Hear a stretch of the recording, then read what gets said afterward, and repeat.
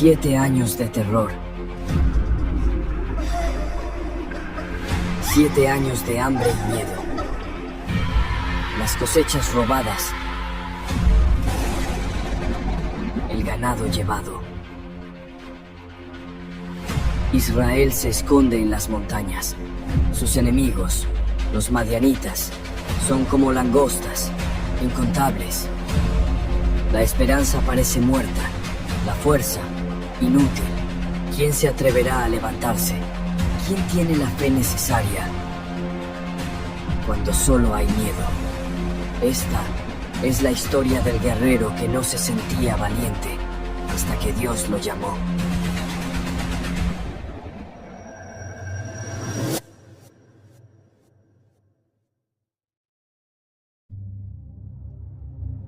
En aquellos días turbulentos, cuando la figura de un rey unificador aún no se había alzado sobre las 12 tribus dispersas de Israel, y la ley del Señor, entregada con fuego y truenos en el Sinaí, era más un eco lejano que una guía viva en el corazón del pueblo. Los jueces impartían una justicia fragmentada y a menudo desesperada.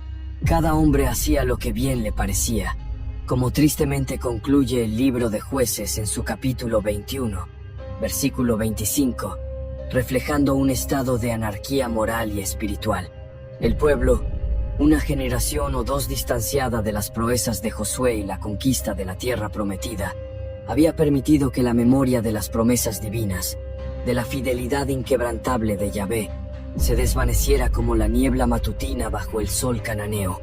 Las advertencias de Moisés, grabadas en piedra y en el corazón de sus ancestros, particularmente aquellas delineadas en el libro de Deuteronomio, capítulo 28, donde se detallan las bendiciones de la obediencia y las maldiciones de la desobediencia, se habían vuelto palabras huecas, cuentos de viejas. Olvidaron al Dios que los había liberado de la esclavitud egipcia con mano poderosa y brazo extendido, aquel que había abierto el mar rojo como si fuera un sendero seco y les había alimentado con maná, el pan del cielo, en el desierto inhóspito. En su lugar, sus corazones, siempre propensos a la errancia como ovejas sin pastor, se inclinaron hacia los dioses palpables y seductores de las naciones circundantes, dioses que podían ver, tocar, creían ellos, manipular, los Baales, señores de la tormenta y la fertilidad, cuyos cultos a menudo implicaban prácticas licenciosas, prometían cosechas abundantes y rebaños prolíficos a cambio de rituales sensuales y, en ocasiones, sacrificios sangrientos, incluso el de los propios hijos, una abominación a los ojos del Señor. Las asherás, postes sagrados o árboles dedicados a la consorte femenina de Baal, se erguían en los lugares altos, en cada colina verde, símbolos de una naturaleza divinizada que ofrecía consuelo terrenal inmediato, pero una falsa seguridad espiritual. La alianza con Yahvé, que exigía lealtad exclusiva, como un esposo celoso de su esposa, y una vida de rectitud y justicia, les parecía una carga demasiado pesada, una fe demasiado abstracta para los desafíos concretos de la supervivencia diaria. Habían olvidado las palabras del salmista, que mucho después cantaría en el Salmo 115, versículos 4 al 8. Los ídolos de ellos son plata y oro, obra de manos de hombres. Tienen boca, mas no hablan. Tienen ojos, mas no ven. Semejantes a ellos son los que los hacen, y cualquiera que confía en ellos. Y así, como una sombra que se alarga inexorablemente al atardecer, la consecuencia de su infidelidad, tantas veces anunciada por los profetas y por la misma ley, se materializó. La mano opresora de Madián, un pueblo descendiente de Abraham a través de Cetura, pero ahora enemigo acérrimo de Israel, junto con la de Amalek, nación bajo maldición divina desde los días de Moisés, por su ataque traicionero a la retaguardia de Israel en el desierto, como se narra en el libro del Éxodo, capítulo 17, y los hijos del oriente, tribus nómadas del vasto desierto arábigo, se alzó contra Israel con una ferocidad implacable. Durante 7 largos y amargos años, la tierra que una vez fluyó leche y miel, la promesa de Dios a sus padres, se convirtió en un escenario de despojo sistemático y terror constante. Cada estación de cosecha, cuando los campos de trigo ondeaban dorados bajo el sol y las vides se cargaban de fruto jugoso, era una invitación a la rapiña. Los invasores del desierto, nómadas curtidos por el sol y el viento, guerreros implacables montados en sus veloces camellos, llegaban en hordas que parecían cubrir la tierra como una plaga de langostas, una imagen vívida de destrucción y desolación. Sus camellos, bestias resistentes y veloces como el siroco que barre las arenas del este, transportaban a jinetes armados con cimitarras curvas que brillaban bajo el sol implacable, como los colmillos pulidos de una serpiente venenosa lista para atacar.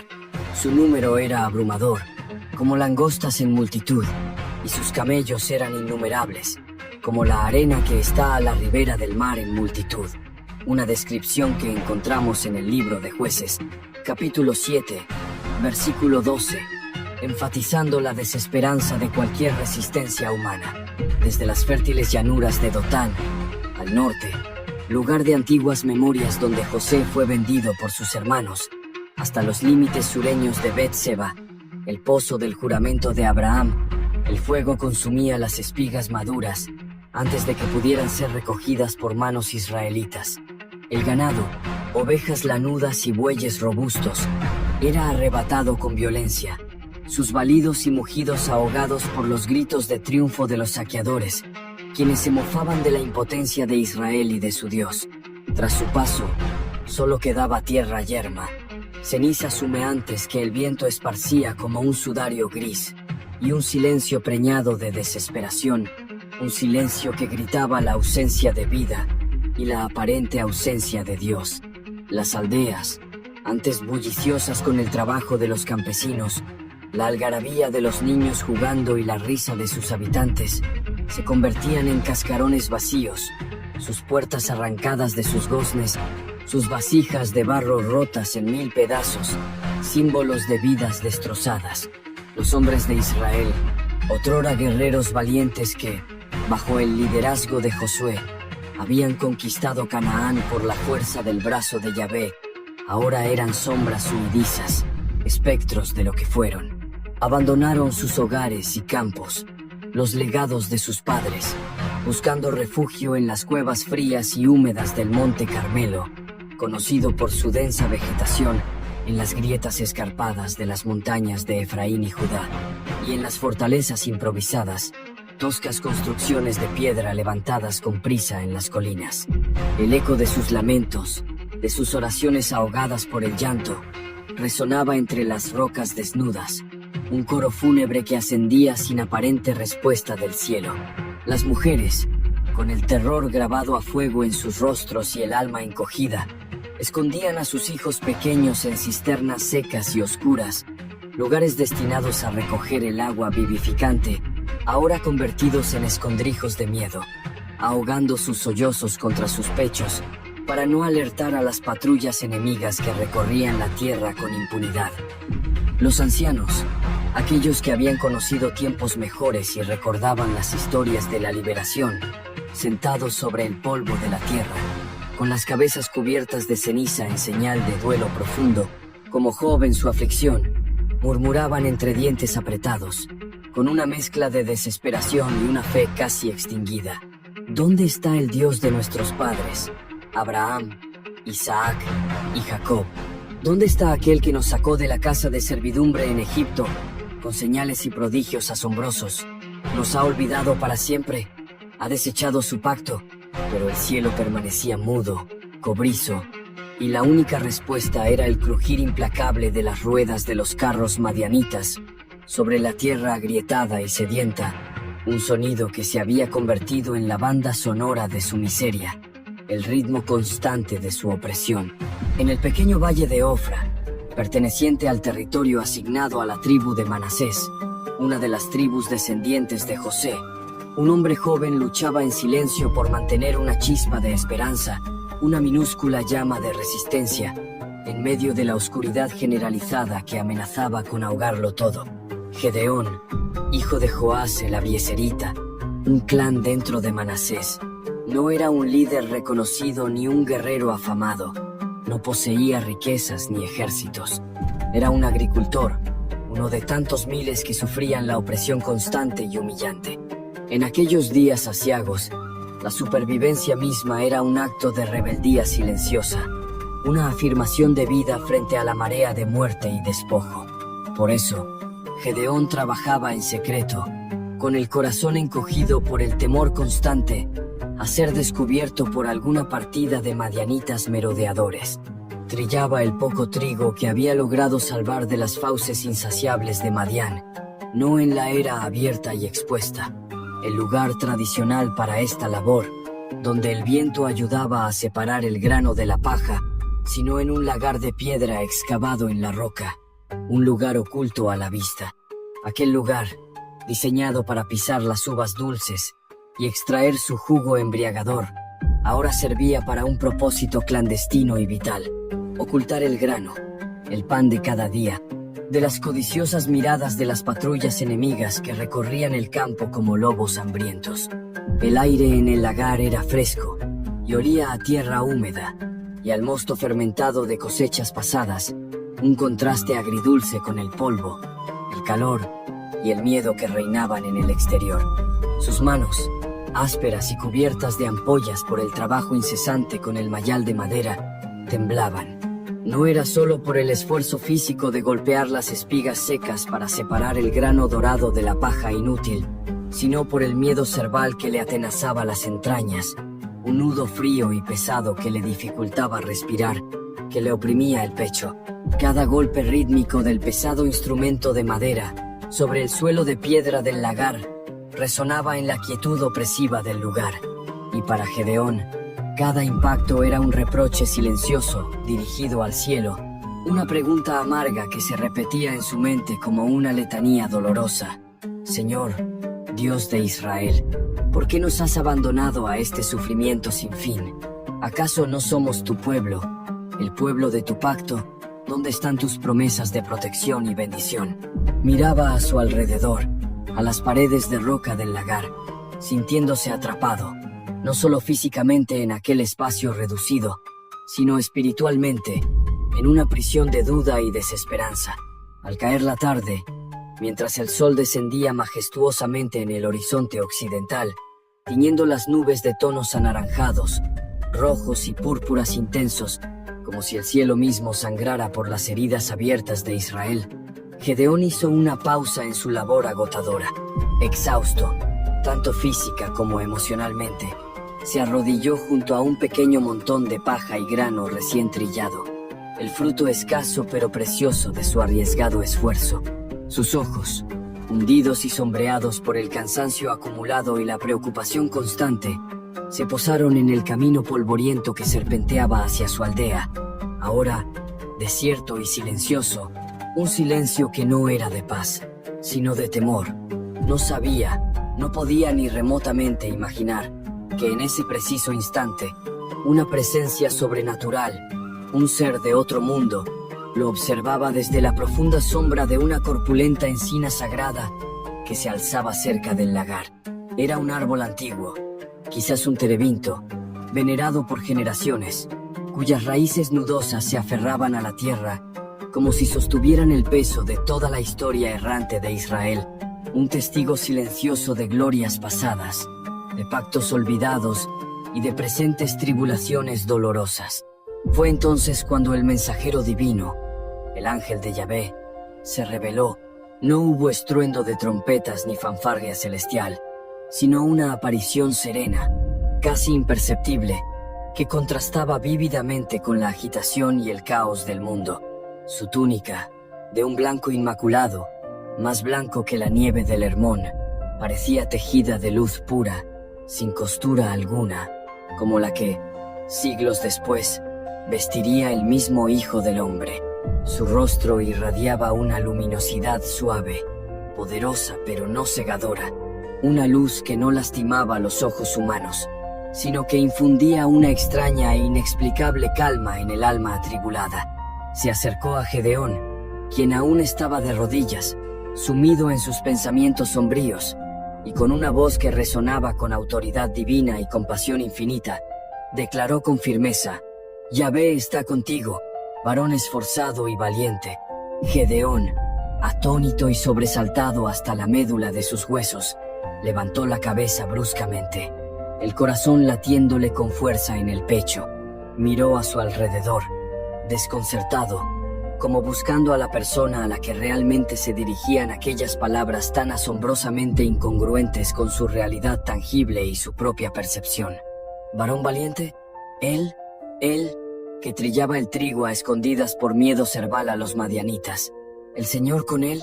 Si eso fuera remotamente cierto, su situación personal y la de su pueblo serían radicalmente diferentes.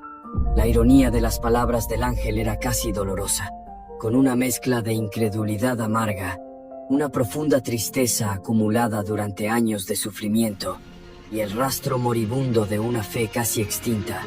Respondió al ser celestial con una franqueza brutal, el grito de un alma desesperada: «Ah, Señor mío, si Yahvé está con nosotros, como tú dices, ¿por qué entonces nos ha sobrevenido todo este mal indecible? ¿Por qué Madián nos humilla, nos despoja y nos masacra impunemente, día tras día, año tras año?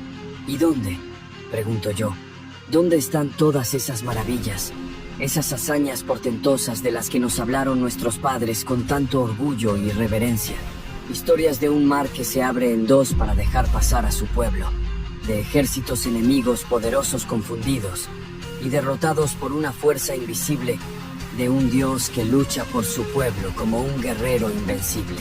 Nos contaron con detalle cómo Yahvé nos sacó de la esclavitud de Egipto, la casa de servidumbre, pero ahora, Señor, ahora parece que nos ha desamparado por completo, que nos ha arrojado de su presencia, entregándonos sin piedad en manos de estos crueles invasores del desierto. Su voz temblaba, no solo de miedo ante la presencia luminosa, sino de una profunda y dolorosa decepción, el lamento de un hijo que se siente abandonado por su padre. El ángel del Señor no se inmutó ni mostró sorpresa ante la explosión de angustia, duda y reproche de Gedeón. Su semblante permaneció sereno, impasible, su mirada fija en el joven agricultor, una mirada que penetraba hasta lo más profundo de su ser. Con la misma calma y autoridad inquebrantable, le dijo, no como una sugerencia, sino como un mandato divino: ve con esta tu fuerza, la que tienes ahora, la que te impulsa a proveer para tu familia, aún en medio del peligro y la escasez, la que te hace buscar soluciones creativas como trillar en el lagar. Tú, Gedeón, hijo de Joás, de la tribu de Manasés, liberarás a Israel de la mano opresora de Madián. ¿No te envío yo? La pregunta retórica era una afirmación de su autoridad divina y la fuente del poder para la misión. Gedeón sintió como si el peso de una montaña entera, como el monte Sinaí mismo, se depositara sobre sus hombros frágiles, unos hombros que hasta entonces solo habían cargado gavillas de trigo, el yugo del buey y el peso de la desesperanza. La idea era tan abrumadora, tan desproporcionada con su realidad, tan evidentemente imposible desde una perspectiva humana, que apenas pudo articular palabra. Tartamudeó, buscando excusas en su propia insignificancia, en su falta de recursos y de posición social. Ah, Señor mío, ¿cómo? ¿Con qué medios? ¿Salvaré yo a Israel?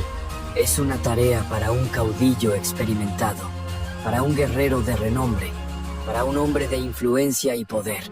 Mi clan, el de Abiezer, es el más pobre y menos influyente de toda la tribu de Manasés, que ya de por sí no es la más poderosa de Israel. Y yo soy el menor en la casa de mi padre, el menos importante, el que no tiene voz ni voto en las asambleas, el que es pasado por alto. Se veía a sí mismo pequeño, insignificante, completamente inadecuado para una misión de tal envergadura, como Moisés, cuando fue llamado ante la zarza ardiente y exclamó, según el libro del Éxodo, capítulo 3, versículo 11, ¿quién soy yo para que vaya a Faraón y saque de Egipto a los hijos de Israel? Pero el ángel no había venido a debatir sobre las limitaciones humanas, que conocía perfectamente, sino a transmitir un mandato divino que trascendía toda lógica terrenal. Extendió el bastón que llevaba en su mano, un simple cayado de caminante, y tocó con su extremo la carne y los panes sin levadura que Gedeón, en un gesto de hospitalidad apresurada y temerosa, con los pocos recursos que tenía a mano, había preparado y colocado sobre una peña cercana, como una ofrenda improvisada. Al instante, subió fuego de la roca, un fuego sobrenatural, intenso y consumidor, que devoró la carne y los panes ácimos con una rapidez asombrosa, sin dejar rastro de ellos. Y luego, con la misma misteriosa celeridad con que había aparecido, el ángel del Señor desapareció de su vista, desvaneciéndose como el humo del sacrificio, dejando a Gedeón solo, con el olor a ofrenda quemada flotando en el aire, y un corazón que latía desbocado en su pecho, una mezcla de terror y asombro, comprendiendo con una certeza abrumadora que había estado en la presencia directa de un ser celestial, un mensajero del Dios Altísimo, un terror profundo, el temor reverencial que experimenta el hombre ante lo sagrado, se apoderó de Gedeón. Cayó rostro en tierra, aterrado por la antigua creencia, muy extendida en Israel, de que ningún hombre podía ver a Dios o a su ángel y seguir con vida, como se infiere de las palabras de Jacob en el libro del Génesis, capítulo 32, versículo 30. Después de luchar con el ángel, vi a Dios cara a cara, y fue librada mi alma. ¡Ay de mí, Señor Yahvé!, exclamó con voz ahogada por el pánico, que he visto al ángel de Yahvé cara a cara y ciertamente moriré por mi osadía. Pero una voz resonó en su interior, no audible a los oídos, sino directamente en su espíritu, clara y tranquilizadora como un bálsamo sobre una herida abierta. Paz a ti, Gedeón. No tengas temor, no morirás. Tu vida ha sido preservada. Conmovido hasta lo más profundo de su ser por esta experiencia transformadora, esta teofanía personal, y sintiendo una paz que sobrepasaba todo entendimiento humano, una calma sobrenatural en medio de la tormenta que azotaba a su nación, Gedeón edificó allí mismo, junto a la encina y la roca del sacrificio, un altar al Señor. Y en un acto de fe naciente, una fe que comenzaba a brotar como una semilla en tierra fértil, talló en una de las piedras del altar el nombre que conmemoraría ese encuentro sagrado y la promesa de paz recibida, Yahvé, Shalom, que significa el Señor es paz, un nombre paradójico y profético, considerando que la guerra y la liberación apenas comenzaban, pero que reflejaba la paz interior que Dios le había infundido, una paz que sería el ancla de su alma en las pruebas venideras. Esa misma noche, mientras la aldea de Ofra dormía bajo un manto de estrellas frías y distantes, ajena por completo al torbellino de emociones, revelaciones y mandatos divinos que había experimentado Gedeón en la soledad del lagar, el Espíritu del Señor vino sobre él como un torrente impetuoso, como un viento recio, como un rugido que ahogaba sus temores ancestrales y sus dudas persistentes. Ya no era el agricultor asustadizo del lagar, el hombre que se escondía, una nueva audacia, una fuerza divina que no provenía de sí mismo, lo impulsaba con un fervor incontenible. Convocó a 10 de sus siervos más fieles y leales, hombres en quienes podía confiar plenamente, y armado con hachas de bronce afiladas y una determinación de acero, se dirigió al lugar alto donde se erguía el altar de Baal que su propio padre, Joás, había construido o al menos mantenido y tolerado, un símbolo de la apostasía de su familia y de su pueblo, la estatua del dios falso, una imponente figura tallada en madera de cedro y recubierta de láminas de plata que brillaban siniestramente a la luz de la luna, representaba todo aquello contra lo que el Señor se oponía, todo aquello que había traído la desgracia sobre Israel. Con determinación férrea, una determinación nacida de su encuentro con el ángel, Gedeón y sus hombres derribaron el altar pagano, piedra por piedra, hasta no dejar rastro de él. La estatua de Baal, el ídolo mudo, cayó con un estruendo sordo, partiéndose en pedazos al impactar contra el suelo duro. Junto a ella, Talaron también el poste sagrado de Asherá, el símbolo de la diosa de la fertilidad cananea. En el lugar profanado y ahora purificado, Gedeón levantó un nuevo altar al Dios verdadero, al Dios de Abraham, Isaac y Jacob, al Dios de Israel, utilizando la madera del Asherá, la madera del ídolo, como leña para el sacrificio de un segundo toro de su padre, el de 7 años, un animal en la plenitud de su fuerza, tal como el Señor le había instruido específica y detalladamente. El humo del holocausto, una ofrenda de expiación y consagración, ascendió en la quietud de la noche, una ofrenda al Dios único y una declaración de guerra abierta contra los ídolos y sus adoradores. Al amanecer, cuando los primeros rayos del sol, tímidos y dorados, iluminaron las casas de Ofra, el pueblo descubrió con estupor el sacrilegio. El altar de su dios local, Baal, el que creían que les protegía, yacía en ruinas, y en su lugar se alzaba un nuevo altar, tosco pero imponente, con señales inequívocas de un sacrificio reciente ofrecido a Yahvé. La indignación, mezclada con el temor supersticioso a la venganza de Baal, se extendió como la pólvora por la aldea. Los hombres de Ofra, furiosos por lo que consideraban una afrenta imperdonable a su deidad protectora, y una provocación que podría atraer no solo represalias divinas de Baal en su creencia errada, sino también la ira de los madianitas si se enteraban, se congregaron tumultuosamente ante la casa de Joás, el padre de Gedeón. Con gritos airados y amenazas de muerte, clamaron con una sola voz: «Saca a tu hijo Gedeón para que muera.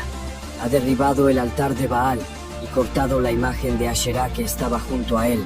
Merece la muerte por este ultraje imperdonable, por esta blasfemia». Pero Joás, cuyo corazón quizás había sido tocado por la fe audaz y recién descubierta de su hijo, o quizás simplemente movido por un instinto paternal protector ante la turba enardecida, o incluso por una iluminación divina repentina, se enfrentó a la multitud enfurecida con una valentía inesperada, con una lógica impregnada de un sarcasmo divino, una lógica irrefutable. Les respondió con voz firme: ¿vais vosotros a contender por Baal? ¿Vais vosotros a defender su causa y a vengar su afrenta? Cualquiera que contienda por él, que muera esta misma mañana. Si Baal es verdaderamente un dios, como vosotros pretendéis, que pelee por sí mismo contra el que derribó su altar, dejad que muestre su poder, si es que lo tiene, y defienda su propio honor. Sus palabras, cargadas de una verdad elemental, silenciaron a la turba vociferante, que no encontró respuesta coherente ante tal desafío a la supuesta divinidad de Baal. Y desde aquel día memorable, llamaron a Gedeón con un nuevo nombre, un apodo que era a la vez un reconocimiento de su hazaña y un desafío implícito: Jerobaal, que significa que Baal contienda contra él, o Baal luchará contra él. Era un nombre que llevaba implícito un desafío constante, un recordatorio permanente de su audaz acto de fe y purificación, un nombre que sería gritado con una mezcla de temor reverencial y esperanza renovada en los futuros campos de batalla. Mas Gedeón, el recién nombrado Jerobaal, a pesar de la intervención divina tan clara, del fuego consumidor de la roca, de la fuerza del espíritu sobre él y del respaldo inesperado y valiente de su padre, aún albergaba un rescoldo de duda en lo más profundo de su corazón. La magnitud de la tarea que se le había encomendado, liberar a toda una nación de un enemigo tan numeroso y cruel, seguía pareciéndole abrumadora, desproporcionada para sus escasas fuerzas y su limitada experiencia. Necesitaba una confirmación más, una señal inequívoca, tangible, de que no estaba solo en esta empresa suicida, de que el Dios que lo llamaba era realmente el que lo acompañaría. Así que, en la intimidad de su comunión con Dios, quizás en el mismo lugar donde el ángel se le había aparecido, suplicó con la humildad de un niño que busca la mano de su padre en la oscuridad: Señor Dios, si en verdad has de liberar a Israel por mi mano, como has dicho y prometido, te ruego encarecidamente que me des una señal clara para asegurarme, para que mi fe no vacile en el momento crucial. Y entonces, Gedeón, en su necesidad de certeza, propuso una prueba que parecía desafiar las leyes de la naturaleza, una prueba que involucraba los elementos mismos. Tomó un vellón de lana, la piel esquilada de una oveja, con su lana espesa y absorbente, y lo extendió sobre la era, el suelo duro y descubierto donde se trillaba el grano bajo el sol y el sereno. Luego oró con fervor, especificando los términos de la señal. He aquí, yo pondré este vellón de lana en la era. Si el rocío de la noche cae solamente sobre el vellón, quedando seca toda la tierra de alrededor, sin una gota de humedad, entonces entenderé sin lugar a dudas que salvarás a Israel por mi mano, como lo has dicho, y como mi corazón anhela creer. Así ocurrió, tal como Gedeón había pedido. Al amanecer del día siguiente, Gedeón se levantó temprano, antes de que el sol despuntara por el oriente, con el corazón dividido entre una expectación gozosa y un temor reverencial. Se acercó a la era con pasos vacilantes y encontró el vellón de lana completamente empapado de rocío, tan lleno de agua celestial que, al exprimirlo con sus manos, llenó un cuenco entero con el líquido recogido. Mientras tanto, la tierra agrietada y polvorienta a su alrededor permanecía completamente seca, como si ninguna gota de humedad la hubiera tocado en toda la noche.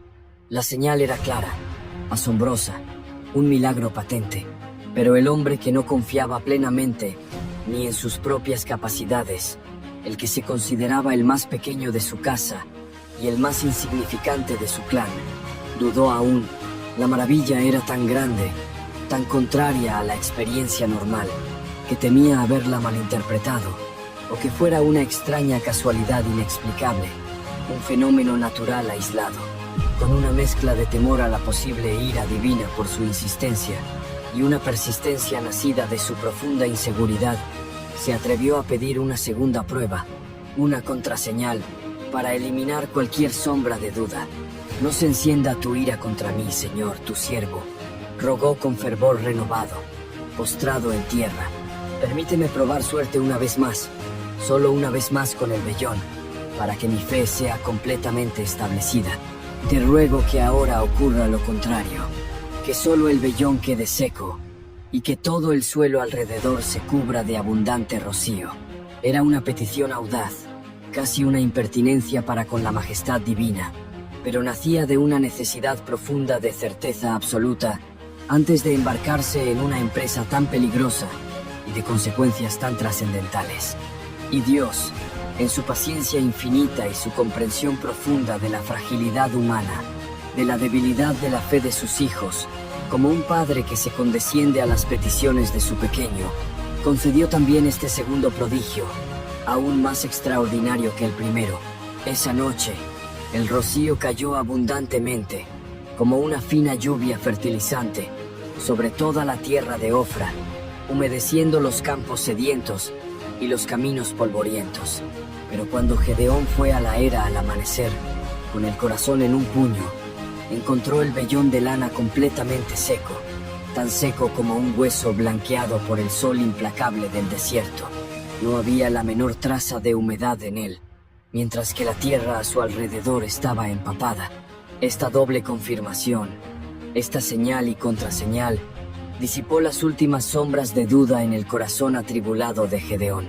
Ahora sabía, con una certeza inquebrantable, que brotaba de la experiencia directa del poder de Dios, que el Dios de Abraham, Isaac y Jacob, el Dios de los ejércitos celestiales, el Yahvé Sebaot, iba a guerrear por Israel a través de su humilde y temeroso siervo.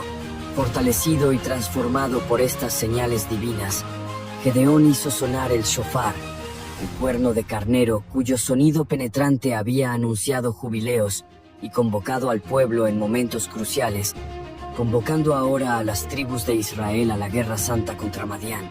El eco de la trompeta resonó por los valles y colinas de Manasés, Aser, Zabulón y Neftalí, y un sorprendente número de hombres, quizás contagiados por un nuevo hálito de esperanza o por la desesperación misma, respondió al llamado.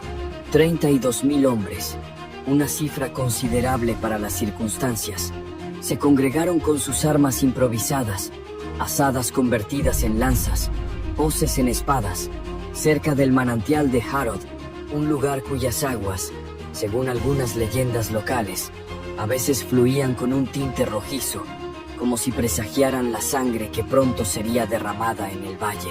El ánimo era de una mezcla volátil de esperanza incipiente y temor arraigado.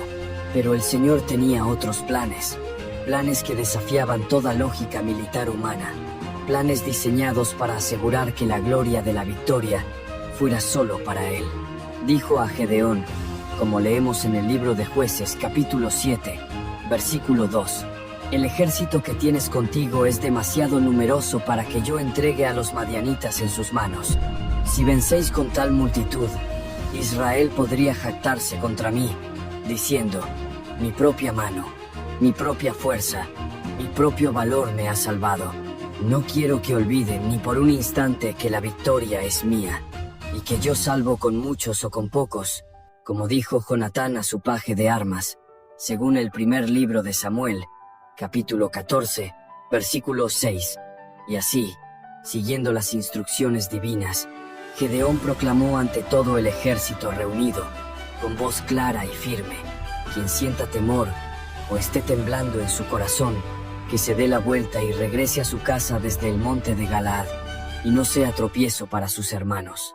El efecto de estas palabras fue inmediato y asombroso, revelando la verdadera condición del corazón de muchos. 22,000 hombres, más de 2/3 del ejército, abandonaron el campamento sin vacilar y emprendieron el camino de regreso a sus hogares, a sus familias y a su aparente seguridad, dejando atrás a Gedeón con solo 10,000 guerreros. El corazón de Gedeón debió encogerse al ver partir a tantos, al ver cómo su ejército se desvanecía ante sus ojos, pero su fe en la palabra del Señor, fortalecida por las señales del vellón, se mantenía firme, aunque probada, pero Dios aún no había terminado de reducir el contingente, de purificar el instrumento de su liberación. Todavía es mucha gente, dijo el Señor a Gedeón, para asombro de éste. Llévalos a las aguas, allí abajo, junto al arroyo, y allí te los probaré de nuevo. Del que yo te diga, este irá contigo, ese irá. Pero de cualquiera que yo te diga, este no irá contigo, ese no irá. Gedeón, obediente aunque seguramente perplejo, condujo a los 10,000 hombres restantes hasta la orilla del arroyo. Allí, mientras los hombres, sedientos por la marcha y el calor del día, se inclinaban para beber el agua fresca, el Señor le dio a Gedeón el criterio de selección, un criterio aparentemente arbitrario, pero que revelaba una disposición interior. La mayoría de los hombres se arrodillaron descuidadamente, sin prestar atención a su entorno, hundiendo el rostro directamente en el agua o llevándola a su boca con las manos ahuecadas, bajando la guardia por completo, vulnerables a cualquier ataque sorpresa. Pero un pequeño grupo, apenas 300 hombres de entre 10,000, demostraron una mayor alerta y preparación para el combate. Lamieron el agua como lo hace un perro, llevándola rápidamente a la boca con una mano mientras con la otra sostenían su arma, sin dejar de escudriñar el horizonte, vigilantes ante cualquier posible emboscada, listos para la acción. Con estos 300 hombres que lamieron el agua como perros, vigilantes y prestos, os libertaré y entregaré a los madianitas en tus manos, declaró el Señor a Gedeón con rotundidad. Que todo el resto de la gente se vaya, cada uno a su lugar, a sus tiendas y luego a sus casas. Los 9,700 hombres restantes fueron enviados de regreso, cargando sus cántaros de agua y sus trompetas, objetos que ahora parecían inútiles para ellos en una batalla convencional, pero que serían cruciales para el plan divino que se desplegaría. Gedeón quedó solo con un puñado de hombres, 300 en total, un ejército ridículamente pequeño, insignificante a ojos humanos, para enfrentar a las hordas incontables de Madián, que cubrían el valle como una plaga. Esa misma noche, mientras la inmensidad del ejército madianita y sus aliados dormía profundamente en el valle de Jezreel, confiados en su superioridad numérica y ajenos al peligro inminente, Gedeón, obedeciendo una vez más la voz del Señor que le hablaba en la quietud de su corazón, se preparó para una misión de reconocimiento nocturno. Dios le dijo, conociendo sus temores residuales, levántate y desciende al campamento enemigo, porque lo he entregado en tu mano. Y si tienes temor de descender solo, baja con Fura, tu criado, para que te dé ánimo. Con su fiel siervo Fura a su lado, Gedeón se deslizó sigilosamente en la oscuridad densa de la noche, infiltrándose con cautela hasta las proximidades del vasto campamento enemigo. El aire estaba cargado del olor acre de los camellos, del humo de las fogatas casi extinguidas y del sonido acompasado de miles de hombres roncando, un murmullo que llenaba el valle. Ocultos entre las sombras de las tiendas exteriores, escucharon a un soldado madianita contar un sueño inquietante a su compañero de armas. «Tuve un sueño muy extraño», decía el soldado con voz preocupada y temblorosa. «Vi un pan de cebada, un pan humilde, redondo y tosco, de los que comen los pobres, que rodaba cuesta abajo desde las colinas hasta nuestro campamento. Llegó hasta una de nuestras tiendas, la más grande, la tienda de un jefe, y la golpeó con tal fuerza que la tienda cayó, se volcó por completo y quedó completamente derribada, aplastada sobre el suelo». El otro soldado, estremeciéndose visiblemente ante el relato, respondió con una certeza sorprendente, como si una revelación divina le hubiera sido dada. «Esto no es otra cosa sino la espada de Gedeón, hijo de Joás, varón de Israel. Dios mismo ha entregado en sus manos a Madián y a todo nuestro campamento. Estamos perdidos». Al oír estas palabras, la interpretación providencial del sueño que confirmaba la victoria inminente de Israel y la derrota de Madián, Gedeón sintió una oleada de renovada confianza y gratitud que inundó su ser. Allí mismo, en la oscuridad y el peligro del campamento enemigo, se postró en tierra y adoró al Señor en silencio, agradecido por aquella señal tan oportuna y específica que disipaba cualquier temor restante. Regresó rápidamente, con paso ligero y corazón exultante, al campamento de los 300 israelitas elegidos, con el alma llena de un fervor contagioso. «Levantaos, guerreros de Israel», les dijo con voz vibrante, llena de convicción, «porque el Señor ha entregado el campamento de Madián en vuestras manos. La victoria es nuestra esta noche». Luego, con una estrategia que parecía más propia de una broma o un acto de desesperación que de una batalla seria, una estrategia dictada por la sabiduría divina que confunde a los sabios de este mundo, dividió a sus 300 hombres en 3 compañías de 100. A cada hombre le entregó 3 objetos insólitos para un combate nocturno: una trompeta de cuerno de carnero, shofar, cuyo sonido era capaz de infundir pavor; un cántaro de barro vacío, frágil y ruidoso al romperse; y una antorcha de tea encendida, oculta cuidadosamente dentro del cántaro, para que su luz no fuera vista prematuramente por el enemigo. La batalla, o más bien, la confusión divinamente orquestada que llevaría a la victoria, comenzaría al inicio de la tercera vigilia de la noche, la llamada Vigilia del Medio, alrededor de la medianoche, cuando el sueño es más profundo y la guardia enemiga, si la había, estaría más relajada, somnolienta y descuidada. El vasto ejército de Madián, junto con los amalecitas y los hijos del oriente, dormía plácidamente, sin sospechar nada, en el extenso valle de Jezreel. Sus tiendas oscuras, innumerables como las estrellas de una noche sin luna, se extendían hasta donde alcanzaba la vista, como un mar de alas de cuervo posadas sobre la tierra bajo la luz pálida de una luna menguante. Eran una multitud incontable, como la arena del mar, miles de camellos atados en largas filas, sus siluetas jorobadas recortadas contra el horizonte, montones de espadas relucientes y lanzas afiladas apiladas junto a las brasas moribundas de las hogueras, guerreros roncando profundamente, con el cansancio de quienes se creen invencibles, y la victoria ya asegurada en sus manos. No habían puesto centinelas adecuados. ¿Para qué molestarse? Israel era, a sus ojos engreídos, un pueblo de labradores acobardados y dispersos, incapaces de ofrecer resistencia, no una amenaza militar organizada.